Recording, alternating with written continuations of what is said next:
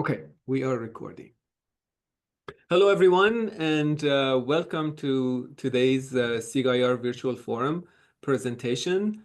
I am Ebrahim Begheri. I'm a professor at the University of Toronto, and I'm hosting the SIGIR VF session today.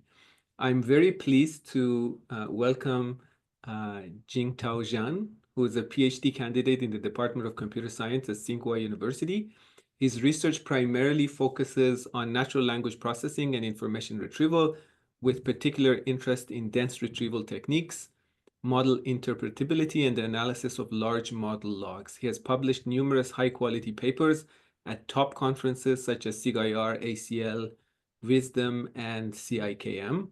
Two of his papers have already been awarded Best Paper Awards, one as first author and the other as co-first author. He is presenting the second one today, which was awarded a Best Paper Award at SIGIR 2024. One of the two, I believe, papers that received the Best Paper Award. He'll be talking about scaling laws for dense retrieval. We are very appreciative, Jingtao, for your time, especially knowing that it's 1 a.m. where you are right now. So thank you so much for joining us, and the floor is yours. Thank you very much for this very nice introduction, and it's very my pleasure to be here talking about this work. And I'm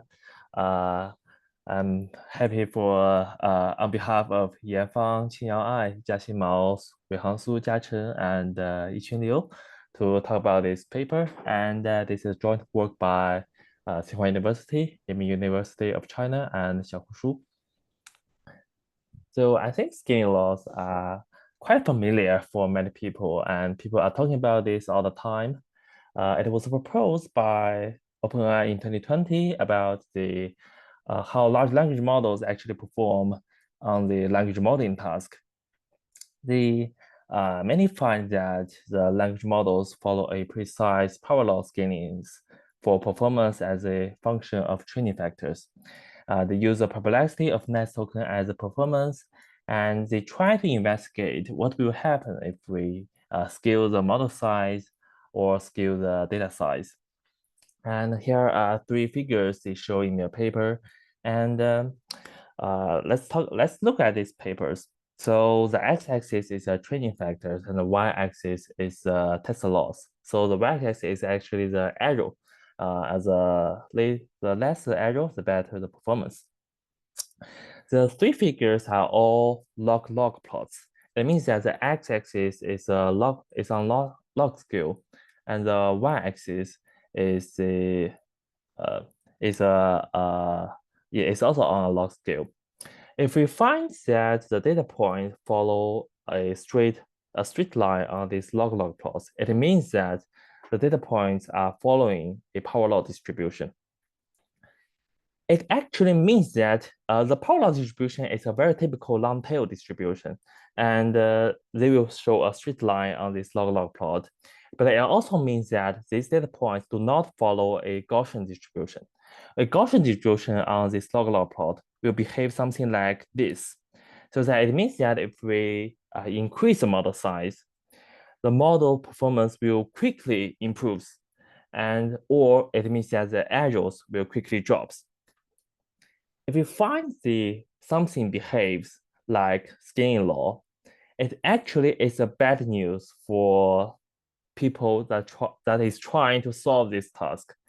But actually a good news for us researchers, because it means that there will be a lot of things that we can do. If something behaves like a scaling law, it means that this task is a very complex task, and it can't be solved by scaling. And so in my perspective, I think scaling is actually a bad news for companies and for applications. It actually means that scaling is not the way to solve it. And if we try to use larger data or larger models, we only get something very diminishing improvements. And we cannot get something like this, because if something behaves like a Gaussian distribution, it means that the errors will quickly drop if we increase the model size or data size. So this is my perspective. And we want to know that whether this phenomenon also extends to information retrieval. If we investigate the text search for information retrieval and whether the errors will quickly drop, we use larger model or larger data size.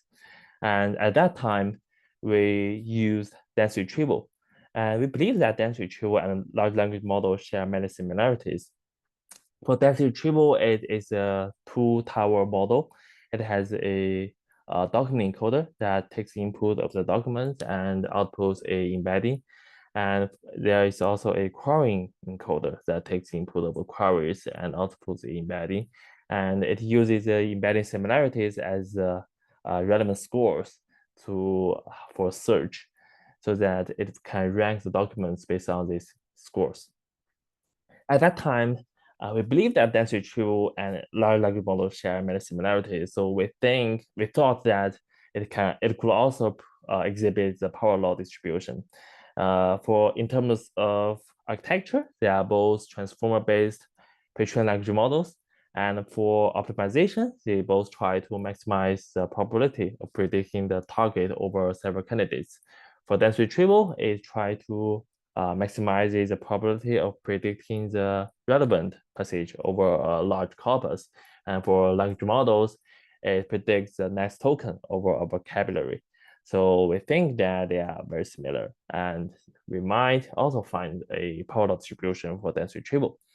So we try to answer whether the performance of dense retrieval models also follow a similar scaling laws as those observed on large language models. And to answer this question, we need to know how to evaluate the model and whether scaling also have the similar effects as in the large language models, and whether we should also scale in practical scenarios. Actually, we have done a lot of other experiments recently, and we try to know whether our observations can only be applied for dense retrieval. And our recent experiments show that this is nothing about dense retrieval. We can also observe very similar effects for cross-encoder, for covert, for unicoil, things like that. It is actually what we observed reflects the property of text search. This is a property of this task we're trying to solve. It's not about a model. So whatever models you use, it will follow a similar long tail distribution. It won't follow something like a Gaussian distribution. Text search is a very complex task. It can't be solved by simply scaling the data size or model size.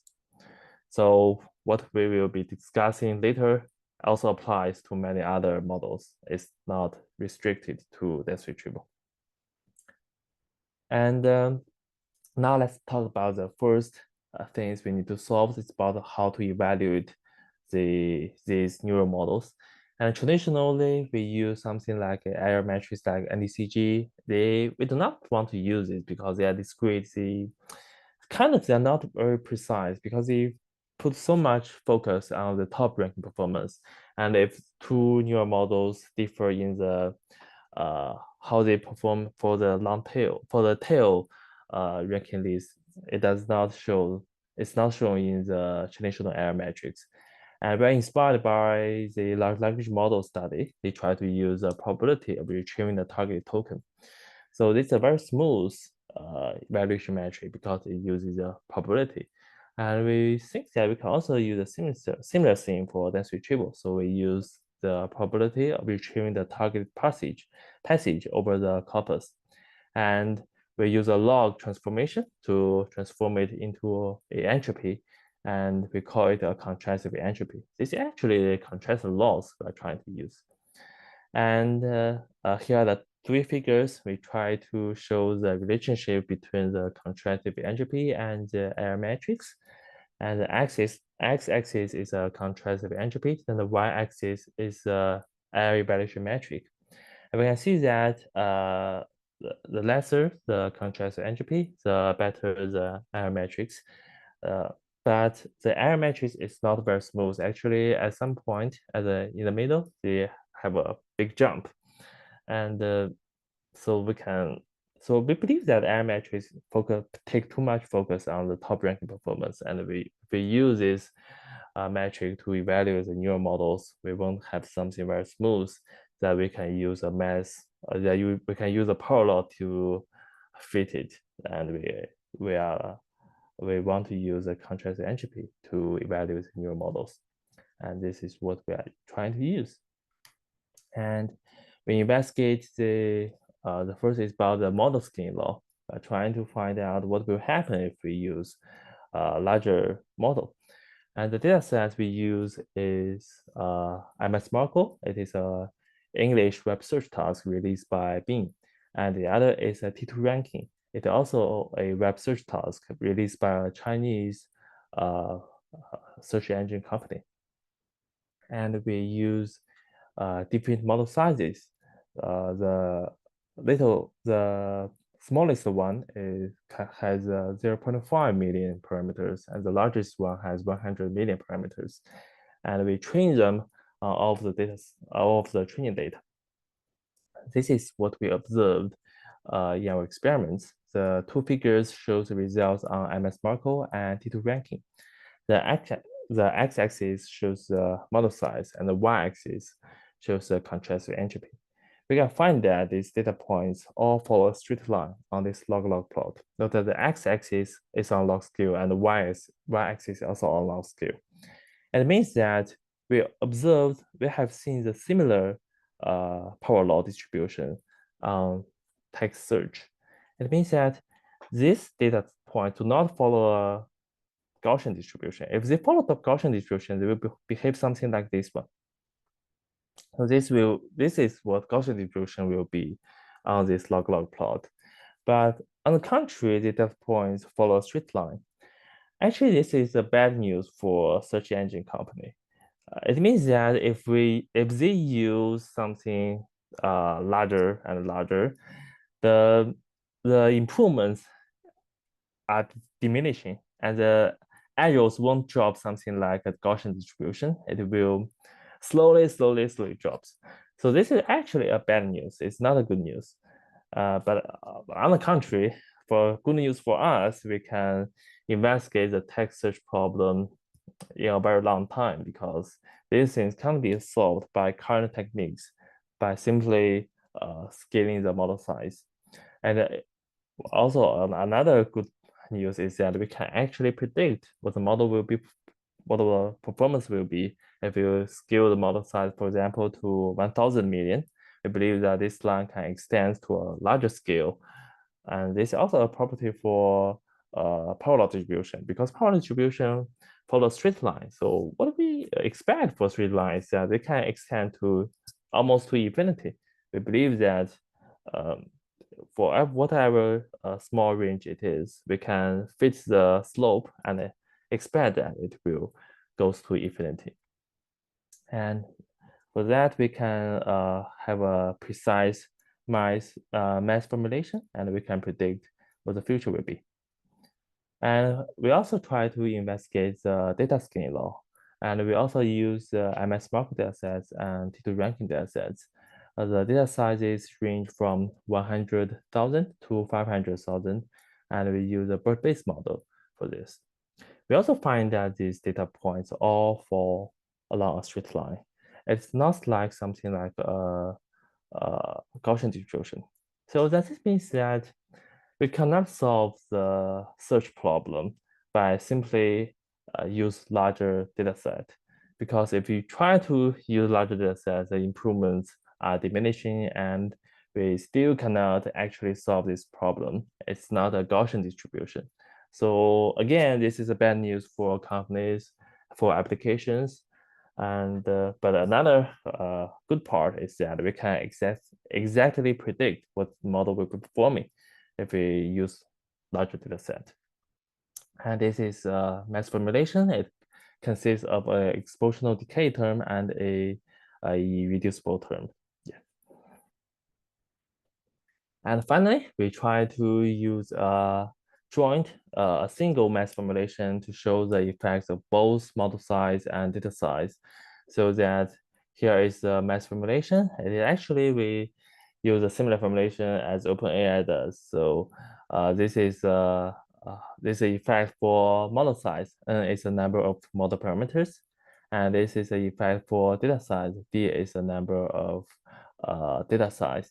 And alpha, beta, and delta, all the hyperparameters that we can fit using the data points and we can use this formulation to try to predict the future about if you use a new model that has a larger scale and trained on a larger data size, what will the model perform? So we can use this formulation to predict.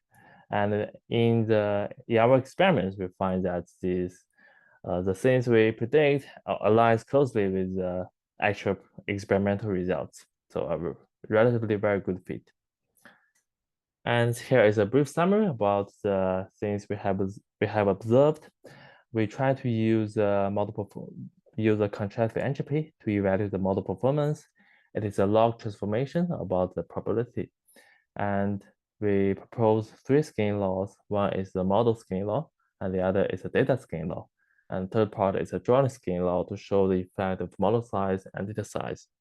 Again, I want to emphasize this again, so that this is not good news for the companies, because scaling law means the power law scaling law is not good news.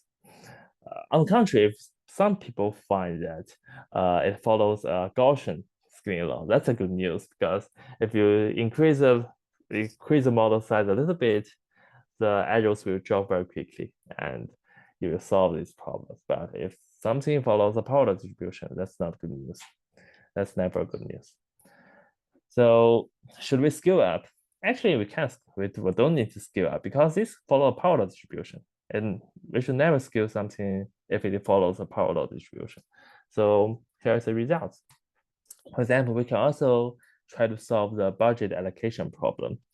For example, if we have some budget and we want to know how much data we need to annotate and how large a data set, how large a model we should train. And for example, we can, here is a cost for the annotation and for training. For example, human annotation cost is $0.6 per query passage pair. And the training cost, the computation cost for some advanced GPU, and for inference, we know that there are at least 30 trillion web pages according from Google, so that we can have a precise formulation about the cost if we if we want to use something like D is a number of data set and N is a number of parameters, we can compute the cost.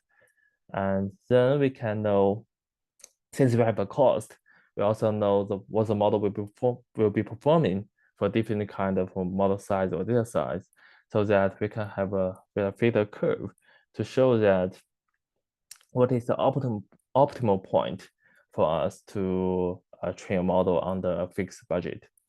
And we run 2 experiments. First is that if we do not consider the inference cost, for example, if we have 20,000 budget, we should train 10 billion models. And if we consider the inference cost, it means that we should only train 40 million model. It means that inference cost is huge, and it discourages the scaling. It also means that scaling does not benefit that much from the larger model size, because the improvements are diminishing. Yeah, so because it's a power law distribution.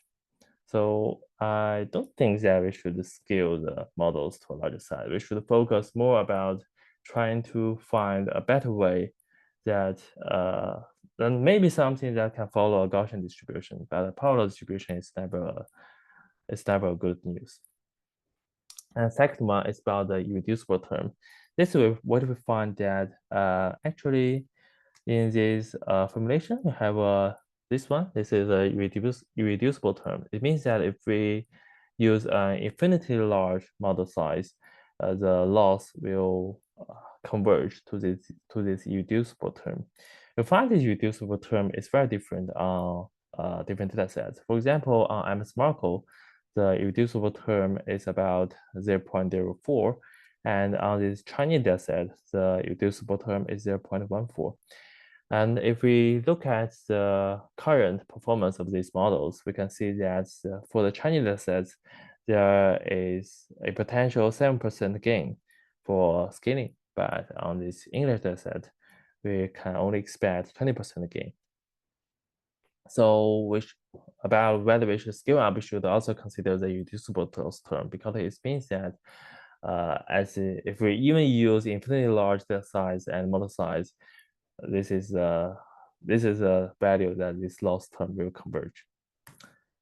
And finally, this is about how this scaling translates to metric improvement. Actually, we do not observe something like emergent phenomena in large language models, because here we show the relationship between the error metric and contrastive entropy. We can see that their relationship is kind of similar to a linear relationship, and there's nothing like, for example, if these language model studies show that, for example, if you minimize the training loss, the performance will at some point suddenly improves.